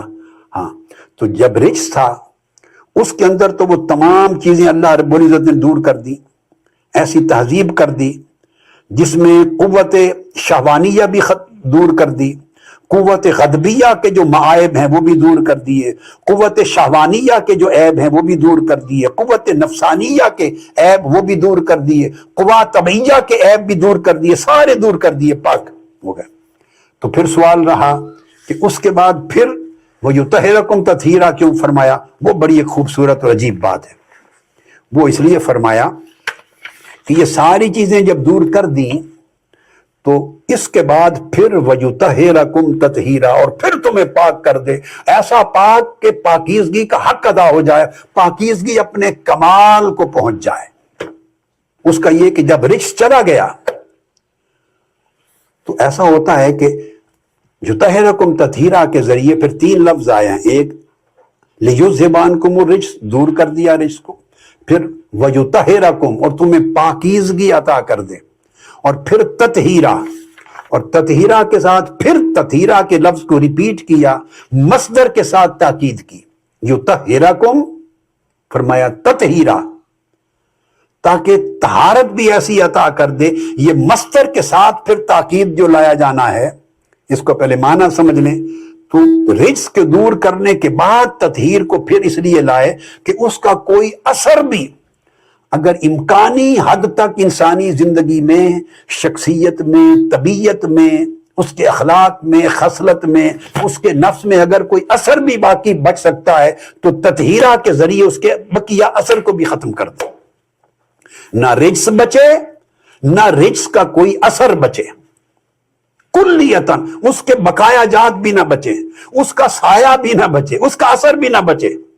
تو طبیعت بھی پاک ہو جائے، خیالات بھی پاک ہو جائیں، رجحانات بھی پاک ہو جائیں، میلانات بھی پاک ہو جائیں، رغبات بھی پاک ہو جائیں. تو گویا نہ طبیعت میں کوئی اثر رجس کا باقی بچے، نہ خیال پر بچے، نہ رجحان پہ بچے، نہ میلان پہ بچے، نہ رغبت پہ بچے، نہ طلب پہ بچے. یعنی اللہ رب العزت رجس سے ایسا پاک کرے کہ پھر اس کے بعد کچھ اثرات اگر باقی بچ جانے کے امکان بھی تھے تو وہ بھی ختم کر دے. اس کے بعد اگلا سوال پیدا ہوتا ہے، یطہرکم بھی آ گیا. پھر اس کو میں نے جیسا کہ عرض کیا کہ تطہیرا مصدر ہے، اس کی پھر تاکید وارد کی، یطہرکم تطہیرا.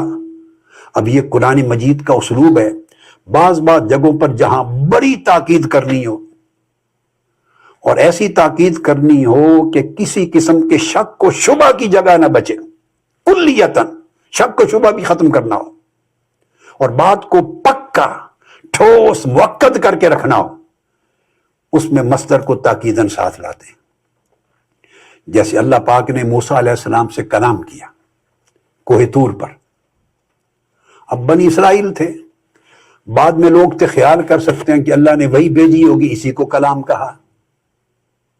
اللہ نے تورات نازل کی تو اسی کو کلام کہا، جیسے فرشتے کے ذریعے وہی بھیجی جاتی ہے تو فرشتے کے ذریعے بھیجا ہوگا، اس کو کلام فرمایا۔ کئی معنی آ سکتے ہیں۔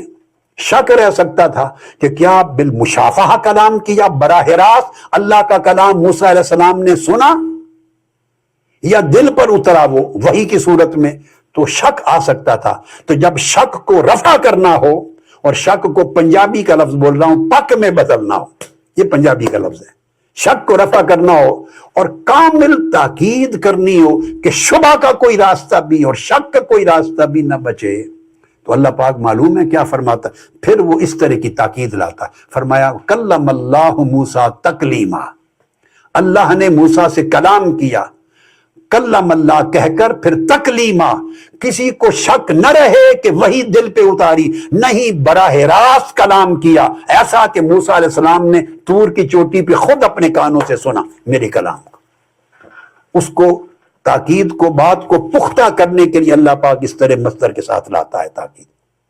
جیسے سورہ نساء میں آقا علیہ السلام کی بارگاہ میں آپ کی حاکمیت کے آگے سر تسلیم خم کرنے کا ذکر آیا، فلا وربک لا یؤمنون حتی یحکموک فیما شجر بینہم، جب یہ حکم آیا تو اینڈ پر فرمایا ثم لا یجدوا فی انفسہم حرجا، یہ اب آپ کے رب کی قسم یہ لوگ مومن ہو ہی نہیں سکتے، یہ لوگ ہرگز مومن نہیں جب تک آپ کو اپنا حکم اور حاکم قطعی تسلیم نہ کر لیں۔ اپنے جملہ نزاعات میں حاکم مان لیں، ثم لا یجدوا فی انفسہم حرجا، اور پھر آگے ایک اور تاکید کی، اور اس کے بعد دل میں کوئی بوجھ، کوئی تنگی بھی نہ لائیں، خوش دلی سے حاکم مانیں، لا یجدوا فی انفسہم حرجا، یہ کہہ کہ وَيُسَلِّمُوا تَسْلِیمًا، پھر فرمایا وَيُسَلِّمُوا تَسْلِیمًا، تسلیمہ کا مصدر پھر ساتھ لائے، اور پھر ایسا سر تسلیم خم کریں، اس طرح تسلیم کریں آپ کی حاکمیت کو کہ تسلیم کرنے کی حد ہو جائے، تسلیم کرنے کے سارے تقاضے پورے ہو جائیں، کوئی شک اور شبہ اور چون و چرا کی گنجائش نہ رہے۔ جہاں ہر قسم کی چون و چرا کو ختم کرنا ہو وہاں یہ اسلوب لاتے ہیں۔ اب آپ سمجھ گئے، ادھر دوبارہ آ جائیے۔ فرمایا ہر قسم کا رجس دور کر دیا اور تمہیں پاک کر دیا، وَيُطَهِّرَكُمْ تَطْهِيرًا، ایسی طہارت عطا کی کہ کوئی چون و چرا کی جگہ نہ رہے، شک و شبہ کی کوئی گنجائش نہ رہے کہ یہ بچ گیا ہوگا، یہ طہارت میں آتا ہے، یہ نہیں آتا، یہ طہارت میں آتا ہے، یہ نہیں آتا، یہ تو بچ گیا، اس سے تو کوئی طہارت کے خلاف نہیں ہوتا۔ یہ جو اس طرح کے مختلف اوہام خیالات آ سکتے ہیں جو ان کی شان طہارت کے منافی ہو سکتا ہے، فرمایا وَيُطَهِّرَكُمْ تَطْهِيرًا لگا کے سارے دروازے بند کر دیے۔ ان کی طہارت کو اللہ رب العزت نے کلا بند کر دیا۔ اب جب یہاں تک آپ بات کو سمجھ گئے، اب اگلا سوال پیدا ہوتا ہے کلا بند کس چیز سے کیا؟ وہ دو الفاظ توجہ طلب ہیں۔ پہلا لفظ انما، دوسرا یرید اللہ لیذھب عنکم الرجس اہل البیت۔ انما اور یرید اللہ کو سمجھیں۔ انما کلمہ حصر ہے، قرآن مجید میں کئی مقامات پہ انما آتا ہے، اور یہ کلمہ حصر ہے۔ جہاں انما وارد ہو تو اس کا مطلب یہ ہوتا ہے کہ اس سے حصر مقصود ہوتا ہے، یعنی کسی چیز کو کنفائن کرنا، بڑا خاص اہتمام کر کے ایسا فوکس کرنا کہ ایک چیز کو ثابت کر دیا جائے، اور جو چیز اس کے منافی ہے، اس کے مخالف ہے، اس کے ساتھ کنٹراڈکٹری ہے، جو چیز اس کے خلاف، اس کی کلیت نفی کر دی جائے۔ ایسا اسٹیبلش کرنا ایک چیز کو، اور ایسا فوکس کرنا کہ جو چیز اس کے اگینسٹ ہے یا اس کے ساتھ کمپیٹیبل نہیں ہے، اس کی بالکل نفی، اس کو نگیٹ کر دیا جائے، اس کو حصر کہتے ہیں۔ تو حصر کبھی صفت کا موصوف پر ہوتا ہے، کبھی موصوف کا صفت پر ہوتا ہے، کبھی دونوں کا ہوتا ہے، موصوف کا صفت پر، صفت کا موصوف پر۔ تو انما کلمہ حصر ہے۔ اللہ پاک نے یہ آیت کریمہ جب شروع کی تو ارشاد فرمایا انما یرید اللہ لیذھب عنکم الرجس۔ اب انما سے معنی کو سمجھیں، ورنہ جہاں بھی اللہ پاک اپنے ارادے کا ذکر فرماتا ہے وہ ضروری نہیں کہ اس کے ساتھ ہمیشہ انما کے لفظ کو بیان کیا جائے۔ انما ہمیشہ ساتھ نہیں آتا، جہاں بھی ذکر آتا ہے۔ جیسے سورہ المائدہ کو دیکھ لیں، سورہ المائدہ کی آیت نمبر 6 ہے، پھر اس کے بعد آیت نمبر 7 اور 8 ہے. اس میں ارشاد فرمایا وَلَٰكِنْ يُرِيدُ لِيُطَهِّرَكُمْ وَلِيُتِمَّ نِعْمَتَهُ عَلَيْكُمْ لَعَلَّكُمْ تَشْكُرُونَ. پہلے احکام نماز کا ذکر آیا ہے سورہ المائدہ کی آیت نمبر 6 میں، اس کے ساتھ وضو کا ذکر آیا ہے، طہارت کے حکام کا ذکر آیا ہے، تیمم کے حکام کا بیان آیا ہے، اور پھر اس کے بعد تقوی کا ذکر آیا ہے. یہ نماز، وضو، طہارت، تیمم کے سارے احکام دے کر اور تقوی کے، اس کے بعد اللہ رب العزت فرماتے ہیں آیت نمبر 6 میں، اللہ پاک نے یہ جو تمہیں احکام دیے ہیں ان سے مراد وہ یہ نہیں چاہتا کہ تمہیں تنگی دے. ما یرید اللہ لیجعل علیکم من حرج، اللہ پاک نے یہ احکام اس لیے نازل نہیں فرمائے کہ تمہیں تنگی میں مبتلا کرے، تمہارے اوپر بوجھ آ جائے، تمہارے اوپر زندگی تنگ ہو جائے، پریشانی آ جائے. یہ احکام اس لیے نہیں دیے. وَلَٰكِن يُرِيدُ لِيُطَهِّرَكُمْ وَلِيُتِمَّ نِعْمَتَهُ عَلَيْكُمْ، بلکہ اللہ پاک یہ چاہتا ہے کہ وہ تمہیں پاک کر دے اور اپنی نعمت تم پر تمام کر دے. تو آپ نے دیکھا انما کا لفظ نہیں یوز کیا، یہاں انما نہیں آیا، ایک عموم کے طور پہ آیا. اس کو عمومی ارادہ کہتے ہیں، ارادہ عمومی. یاد رکھ، ایک ہے ارادہ خاصہ، ایک ہے ارادہ عمومی. یہ ارادہ عمومی ہے، اور یہ غزوہ بدر کے صحابہ کرام کی شان میں آیت اتری تھی. تو فرمایا یہ سارے احکام اس لیے دیے ہیں تاکہ اللہ چاہتا ہے کہ وہ تمہیں گناہوں کی زندگی سے پاک کر دے، تمہارے اندر تقوی اور عمل صالح کی پرہیزگاری کا نور آ جائے اور اپنی نعمت تم پر تمام کر دے. تو عام طور پہ جیسے تطہیر کا ذکر آیا تو دیکھا لیطہرکم، تطہیرہ بھی نہیں کہا، یطہرکم کے ساتھ تطہیرہ کے مصدر کی تاکید بھی نہیں کی، اور کلمہ انما کا حصر بھی نہیں کیا. یہ عمومی ارادہ ہوتا ہے.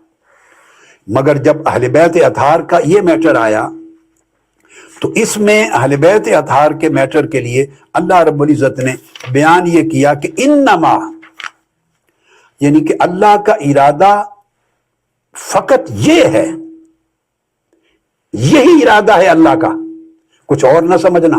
اللہ کا ارادہ یہی ہے، کوئی اور نہیں ہے. وہ کیا؟ لیذھب عنکم الرجس. اللہ رب العزت نے اپنے ارادے پر حصر فرمایا، اور بعد میں پھر اہل بیت پہ 2 حصر ہے اس آیت کریمہ میں کہ اللہ کا ارادہ یہی ہے کہ وہ ہر قسم کے رجس کو تم سے دور کر دے. پھر یہ کہہ کر پھر لفظ بولا اہل البیت، ایڈریس کیا. انکم کہا نا کہ تم سے ہر قسم کے رجس کو دور کر دے. اب سوال تھا تم سے مراد کون، کن سے؟ جواب میں کہا اہل البیت، اے اہل بیت. اور جب کہا اے اہل بیت تو سیدہ کائنات کو آقا علیہ السلام نے کملی میں بٹھا لیا، اور دونوں شہزادوں کو اور مولا علی المرتضیٰ کو بٹھا کے پھر فرمایا ہؤلاء اہل بیتی، یہ میری اہل بیت ہے. کہ اللہ پاک کا ارادہ یہی ہے، یعنی کوئی اور مغالطہ نہ سمجھنا. یہ جو میں کمری میں بٹھا کے یہ اللہ پاک کے حضور عرض کر رہا ہوں اور یہ آیت اتری ہے، تو اللہ پاک نے یہ ارادہ کر لیا ہے، اور ارادہ مستمرہ ہے. ہر وقت اللہ کا یہ ارادہ تمہارے ساتھ قائم رہے گا. ارادہ نہیں کہا صیغہ ماضی میں، نہیں، صیغہ مضارع میں. اللہ کا اب یہ ارادہ ہر وقت صاحبان کی طرح اے اہل بیت تمہارے سروں پر تنا رہے گا. اللہ کا یہ ارادہ ہر وقت تمہارے ساتھ جڑا رہے گا. اللہ کا یہ ارادہ ہر وقت تمہارا محافظ بن کے رہے گا. اللہ کا یہ ارادہ ہر وقت تمہاری حفاظت کرتا رہے گا. اور وہ ارادہ کیا ہے کہ ہمیشہ ہر قسم کے چھوٹے بڑے رجس کو تم سے دور رکھے. تمہارے اندر کوئی تزلزل نہ آئے، ڈگمگاؤ نہیں، زلزلہ نہ آئے، لڑکھڑاہٹ نہ آئے، میل نہ آئے، نقص نہ آئے، نہ تمہاری سوچوں میں، نہ تمہارے فکر میں، نہ تمہارے عقیدے میں، نہ تمہارے طبیعت میں، نہ تمہاری رغبت میں، نہ تمہارے عمل میں، نہ تمہارے اخلاق میں، نہ تمہاری خصلت میں. کہیں بھی کسی سطح پر، نہ تمہارے نفس میں، نہ تمہارے قلب میں، نہ تمہاری روح میں کسی جہت سے رجس نہ تمہارے اندر داخل ہو، نہ تمہارے پاس بٹکے اور وہ دور رہے. اللہ نے یہ ارادہ کر لیا ہے اور اس کا یہ ارادہ مستمر رہا ہر وقت، یرید اللہ، انما یرید اللہ، ہر وقت اللہ کا ارادہ تمہارے ساتھ جڑا رہے گا. یعنی اب تمہاری وفات تک کوئی لمحہ ایسا نہیں آئے گا کہ اللہ کا ارادہ تمہیں تنہا چھوڑ دے. تمہارا ارادہ اللہ کے ارادے کے تابع رہے گا. اللہ کا ارادہ تمہاری حفاظت کرے گا. اللہ کا ارادہ تمہارے ارادوں کی حفاظت کرے گا. اللہ کا ارادہ تمہارے اخلاق کی حفاظت کرے گا. اللہ کا ارادہ تمہارے میلانات اور رجحانات کی حفاظت کرے گا. اللہ کا ارادہ تمہارے اخلاق اور خصلتوں کی حفاظت کرے گا. اللہ کا ارادہ تمہارے عقیدہ اور خیال کی حفاظت کرے گا. اللہ کا ارادہ تمہارے نفس اور طبیعت کی حفاظت کرے گا. یعنی انما یرید اللہ کا معنی یہ ہے کہ اللہ کا ارادہ یہی ہے کہ وہ ہر وقت تمہارے ساتھ جڑا رہے، تمہاری حفاظت کرتا رہے، تمہارے اوپر صاحبان بنا رہے، تمہارا محافظ بنا رہے، اے اہل بیت، تاکہ تم کبھی بھی کسی مسئلہ پر ڈگمگا نہ سکو. اللہ نے ڈگمگاہٹ کو، لڑکھڑاہٹ کو تم سے دور کر دیا. یہ ایک معنی ہو گیا. پھر اہل بیت کے ساتھ خاص کر دیا اور پھر اس کے اثرات بھی نہ رہیں. اب یہاں سوال پیدا ہوتا ہے اگلا جو میں نے عرض کیا، یہ جو اللہ کا ارادہ ہے انما یرید اللہ، یہاں سمجھنے والا ہے کہ ارادے دو قسم کے ہیں. ایک ارادہ تشریعی ہے اور ایک ارادہ تکوینی ہے. یہ ہماری آج کی نشست کی گفتگو کا آخری حصہ ہے اور بڑا اہم ہے، فیصلہ کن ہے. ارادہ اللہ رب العزت کا دو طرح کا، ارادہ تشریعی اور ارادہ تکوینی. دو میں کیا فرق ہے؟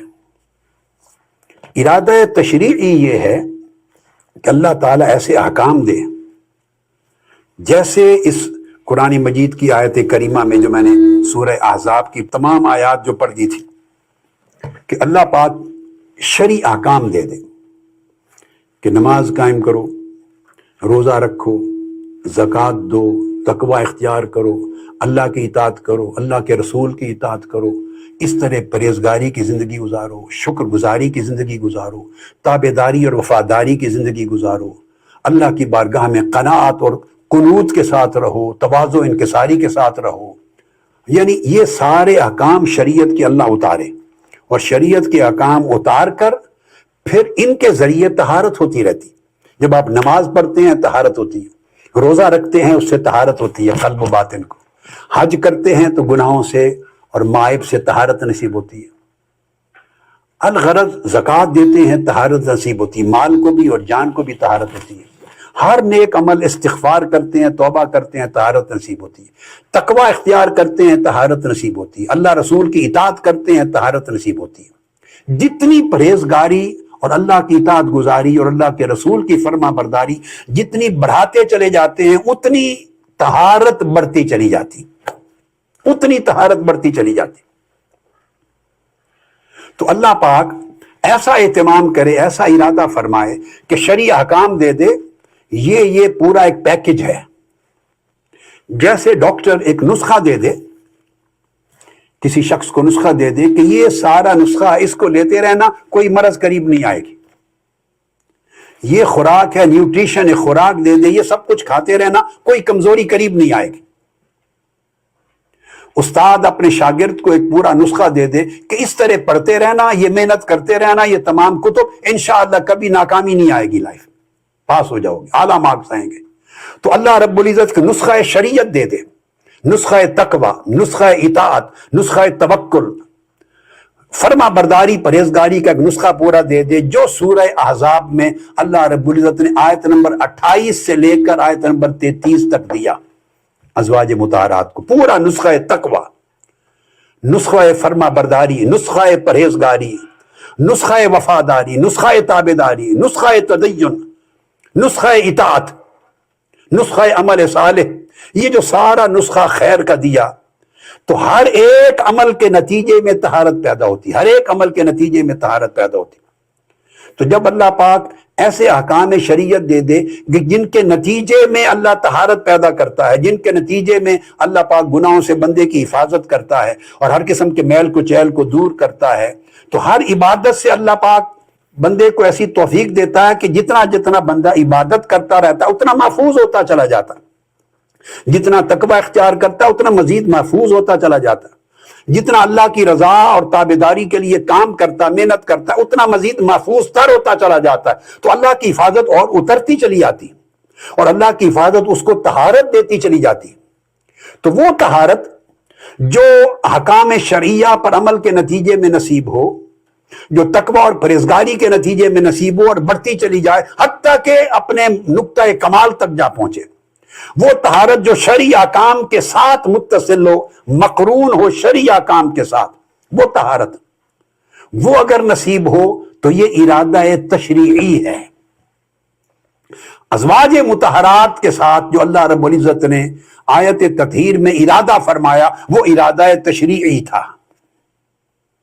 پچھلی پوری 5-6 آیات میں اللہ رب العزت نے ان کو مشروط کر دیا، مقرون کر دیا، ان کی طہارت اذہاب رجس بھی فرمایا، ان سے ہر قسم کے رجس کو دور بھی کیا، ان کو طہارت کاملہ بھی عطا کی اور یطہرکم تطہیرا کا مصداق بھی بنایا۔ مگر یہ جو طہارت کا کمال عطا کیا ازواج مطہرات کو، یہ کمال طہارت سارا نسخہ شریعت کے ساتھ مقرون کیا، تقوی کے ساتھ مقرون کیا، اس کو کہتے ہیں مقرون بالشریعہ کیا۔ تو ازواج مطہرات کا اذہاب رجس اور ازواج مطہرات امہات المومنین ان کی تطہیر اور ان کی طہارت کاملہ اور ان کا یطہرکم تطہیرا کا درجہ، یہ سارا مقرون بالتقوی اور مقرون بالشریعت ہے۔ وہ جو احکام شریعت پورے اترے، اب آیت کو آپ کاٹ تو نہیں سکتے نا، دیکھیے آیت نمبر 33 میں آیا ہے تطہیر کا حکم اور پیچھے 6 آیتیں آ رہی ہیں، اور 6 آیتوں کا حکم کہاں لے جائیں گے؟ ان کو اس کے ساتھ جدا نہیں کر سکتے، یہ سب جڑا ہوا ہے حکم، ایک کلیت ہے، تو اس کو اپنی اپنی جگہ فکس کرنا ہے۔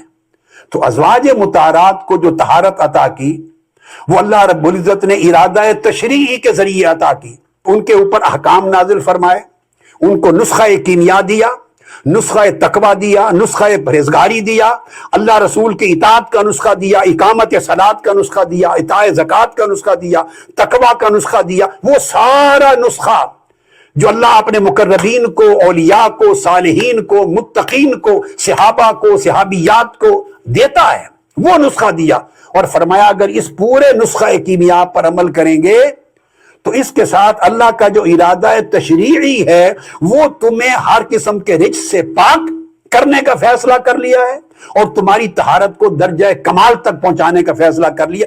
آپ رجس سے بھی پاک رہیں گی اور طہارت بھی آپ کی کمال درجے کی بتمام و کمال ہوگی، یعنی وہ شان مل جائے گی مگر ارادہ تشریع کے ذریعے ان احکام کے ساتھ۔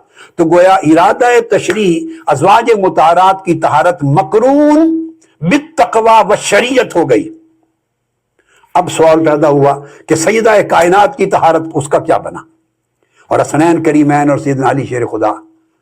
اب دیکھیے وہ جو پچھلا نسخہ کیمیا تھا اور نسخہ پرہیزگاری تھا اور نسخہ اقامت صلاۃ تھا اور نسخہ اطاع زکوٰۃ تھا اور نسخہ تقوی تھا، پچھلا مضمون جو چلا آ رہا تھا اس کا ورود اور نزول تو سیدہ کائنات اور آپ کے گھرانے سے ریلیٹڈ ہی نہیں تھا، وہ تو شان نزول ہی الگ تھا، صرف ازواج مطہرات کے ساتھ متعلق تھا۔ ان کو تو آقا علیہ السلام نے بلایا اس وقت جب جبرائیل امین آیت کا یہ ٹکڑا لے کے اترے، انما یرید اللہ لیذھب عنکم الرجس اہل البیت ویطہرکم تطہیرا، جب یہ وعدہ اترا تطہیر کا، طہارت کا، تو ان کو بلا کے کملی میں ڈال لیا۔ اس کا مطلب ہے ان کی طہارت کے ساتھ جو اللہ کا ارادہ تھا وہ ارادہ تشریعی نہیں ہے، وہ جو پیچھے مضمون آ رہا ہے ان کے ساتھ اللہ کا ارادہ تطہیر ارادہ تکوینی ہے، ارادہ تکوینی ہے۔ اب آپ سوچیں گے ارادہ تشریعی تو سمجھ میں آ گیا کہ ارادہ تشریعی سے طہارت ملی، نتیجہ وہی نکلا، نتیجہ ایک نکلا، نتیجے میں فرق نہیں ہے، سبب مختلف ہے۔ تو ارادہ تشریعی سے ازواج مطہرات کو طہارت کاملہ ملی، یہ تو سمجھ میں آ گیا کہ وہ نسخہ شریعت تھا، نسخہ تقوی تھا، جس کے نتیجے میں طہارت بڑھتی بڑھتی بڑھتی اس کمال تک جا پہنچی۔ تو سیدہ کائنات کو جو طہارت ملی اور حسنین کریمین کو، سیدنا علی المرتضیٰ، ان کی طہارت کس ارادے سے؟ میں نے عرض کیا ارادہ تکوینی سے۔ اس کا فرق کیا ہوا؟ اس کا فرق یہ ہوا کہ ان کو اس نسخے سے نہیں جوڑا، انہیں کہا کہ ازواج مطہرات کو اس نسخہ تقوی اور شریعت کے ذریعے یہ مرتبہ طہارت دیا ہے، اور اے سیدہ فاطمہ تو زہرا، تجھے اور تیرے شہزادوں کو اور تیری فیملی کو اس تقوی کے نتیجے میں نہیں، وہ تو جو ملے گا وہ اضافتاً ہوگا، اس تقوی پرہیزگاری اور احکام شریعت پر عمل داری کے نتیجے میں جو طہارت اور جو مرتبہ ملے گا وہ اضافی ہوگا۔ یہ اصل جو اذہاب رجس اور تطہیر کاملہ ملی ہے یہ آپ کے لیے ارادہ تکوینی ہے۔ سو آپ کو جو دیا ہے تطہیر کا یہ فرمان، یہ ارادہ تکوینی سے دیا ہے، اور تکوینی سے مراد کیا ہے؟ آپ کی یہ طہارت مقرون بالقرابہ ہے، ان کی طہارت مقرون بالشریعت تھی، ازواج مطہرات کی۔ مقرون کا مطلب مشروط، جڑی ہوئی، مقرون بالشریعت تھی۔ اور فاطمہ رضی اللہ تعالیٰ آپ کی اور آپ کے خانوادے کی طہارت مقرون بالبدعیت ہے، مقرون بالبدعیت۔ آپ میرے محبوب کا ٹکڑا ہے، آپ میرے مصطفیٰ کی جان و جسم کا ٹکڑا ہے۔ ان کو شریعت کے فیض سے یہ طہارت دی ہے ازواج مطہرات کو، وہ فیض آپ کو الگ سے ملے گا، مگر یہ طہارت جو آپ کو دی جا رہی ہے سیدہ کائنات کو، فاطمہ الزہرا کو، یہ مصطفیٰ کے جسم اور جان کا ٹکڑا ہونے کے نتیجے میں مقرون بالقرابت اور مقرون بالبدعیت۔ آقا نے فرمایا فاطمہ تو بدعۃ منی، فاطمہ میری جسم اور میری جان کا ٹکڑا ہے۔ سو جو طہارت مصطفیٰ کو ملی ہے، تاجدار کائنات کو، محمد صلی اللہ علیہ وسلم ہونے کے ناطے ان کو تو معصومیت ملی، آقا علیہ السلام کی جو طہارت و معصومیت ملی، چونکہ آپ حضور علیہ السلام کی جان کا ٹکڑا ہیں اور حسنین ان کی جان کا ٹکڑا ہیں، الحسین منی وانا منہ، الحسن منی علی منی وانا منہ، چونکہ آپ منیت کا رشتہ ہے، بدعیت کا، حضور کا ٹکڑا ہے، سو آپ کو جو طہارت دی ہے وہ طہارت مصطفیٰ کا حصہ دیا ہے، آپ کو طہارت محمدی کا حصہ دیا ہے، ازواج مطہرات کو طہارت دی ہے۔ طہارت نتیجہ احکام شریعت، نتیجہ تقوی، نتیجہ پرہیزگاری، نتیجہ وفاداری، نتیجہ جانثاری، جو انہوں نے کمال کیا، آقا کی خدمت کی، آقا خوش ہوئے، یہ اس کا ثمر ہے کہ ان کو طہارت ملی، اور وہ طہارت آپ کو الگ سے ملے گی، وہ ایڈیشنل ہوگی، اضافی۔ مگر یہ طہارت جو آیت تطہیر میں ملی ہے یہ آپ کو بدعیت کے نتیجے میں، مصطفیٰ کی جان کا ٹکڑا ہونے کے نتیجے میں، یہ طہارت محمدی کا حصہ ملا ہے آپ کو اور حسنین کو اور علی مرتضیٰ کو۔ تو یہ مقرون بالبدعیت ہے، مقرون بالقرابت ہے، چونکہ آپ کو حضور علیہ السلام کی قرابت کی وجہ سے طہارت ملی۔ تو جو قرابت کی وجہ سے طہارت ملے اور وہ مشروط نہ ہو دیگر نسخہ احکام کے ساتھ، تو یہ ارادہ تکوینی ہے، یعنی اللہ نے آپ کو بنا ایسا دیا ہے، آپ کے جسم کی تشکیل ایسی کی ہے، آپ کی طبیعتوں کو ایسا بنا دیا، اللہ پاک نے تشکیل کر دیا آپ کی طبیعت کو، آپ کی شخصیت کو، آپ کے دلوں کو، آپ کی روح کو، آپ کے ذہن کو، آپ کے دل و دماغ کو، آپ کے ظاہر کو، آپ کے باطن کو، آپ کی خصلتوں کو، اللہ نے آپ کی شخصیت کی تکوین ایسی کر دی ہے کہ اس کے اندر ان بلڈ طہارت رکھ دی ہے، اور وہ طہارت محمدی کا حصہ ہے۔ یہ ارادہ تکوینی کہتے ہیں، یعنی اللہ نے بنا ایسا دیا ہے آپ کو، ان کو احکام شریعت کے فیض میں اس مقام تک پہنچایا ہے، آپ کو مصطفیٰ کا ٹکڑا ہونے کے نتیجے میں اس مقام تک پہنچا دیا ہے۔ رہ گیا باقی، آپ ساری رات قیام کریں گی اور ساری رات نوافل پڑھیں گی تو طہارت در طہارت اور نور در نور بڑھتا چلا جائے گا۔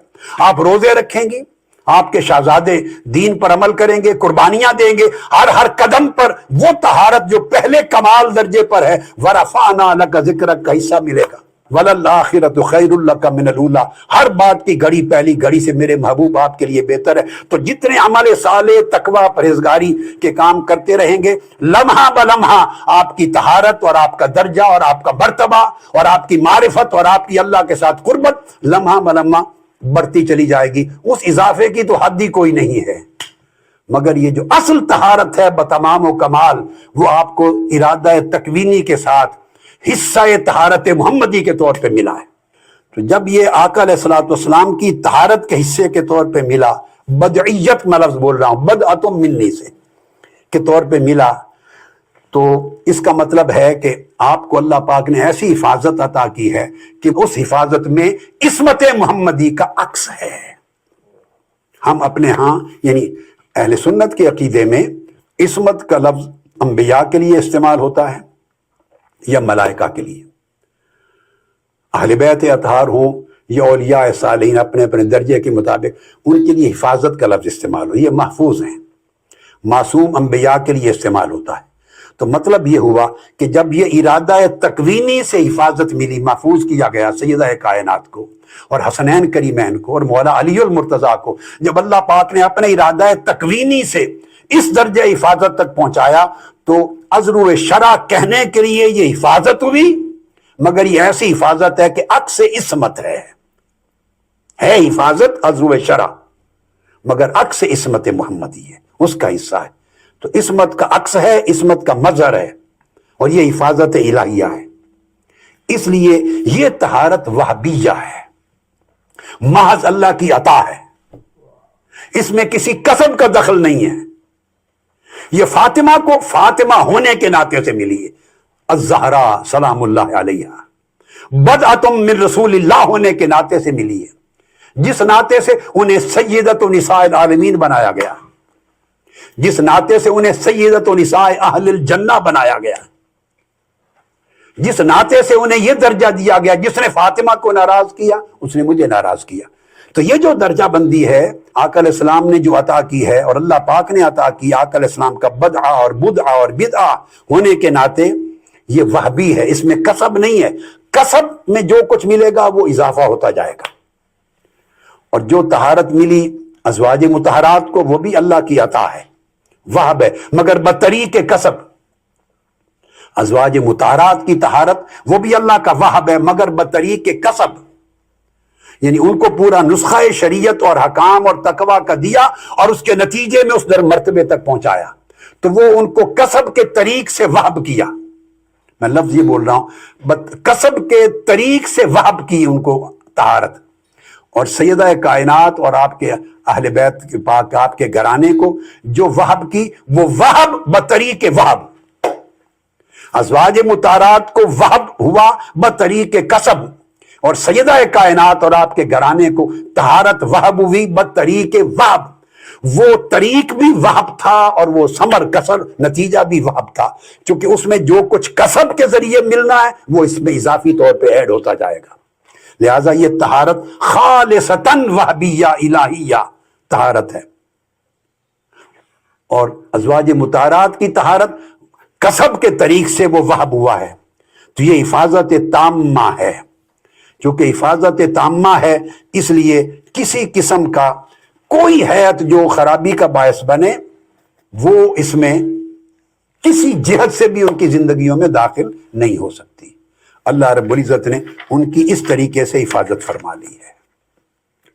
اور یہ جو ارشاد فرمایا انما یرید اللہ لیذہب، پھر لیذہب کبھی صیغہ مضارع میں کانکم الرجس ویطہرکم بھی صیغہ مضارع میں اور تطہیرہ، یہ سارے صیغے جو بیس کیے اس کا مطلب تھا کہ اللہ کا یہ ارادہ ہے جو آپ کی حفاظت کا، جو عکس عصمت ہے، جو حفاظت وہبیہ ہے، طہارت وہبیہ، یہ تمہیں دینے کا جو ارادہ ہے یہ ارادہ مستمرہ ہے. یعنی جیسے میں نے پہلے عرض کر دیا کہ یہ ہمیشہ جاری رہے گا. کبھی ایسا وقت نہیں آئے گا اے فاطمہ زہرا آپ پر اور آپ کے شہزادوں پر کہ کسی لمحے آپ ارادہ کر رہے ہوں اور اللہ کا ارادہ آپ کو تنہا چھوڑ کے کھڑا ہو. اللہ کا ارادہ آپ کو تنہا نہیں چھوڑے گا. اللہ کا ارادہ حفاظت، ارادہ طہارت، ارادہ اذہاب رجس اور ارادہ حفاظت اور طہارت ہمیشہ آپ کا سایہ فگن رہے گا اور آپ کے شہزادوں کے سایہ فگن رہے گا. تو یہ ہمیشہ اللہ کا ارادہ ہمیشہ دائماً آپ کے ساتھ رہے گا.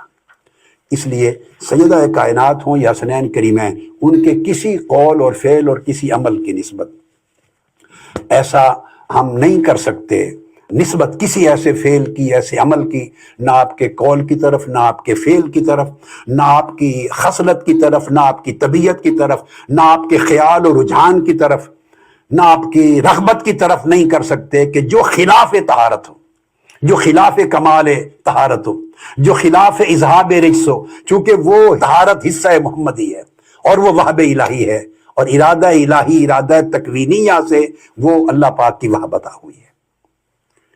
تو آج کی گفتگو الحمدللہ اس موضوع پر ختم کرتے ہیں. والسلام علیکم ورحمۃ اللہ وبرکاتہ.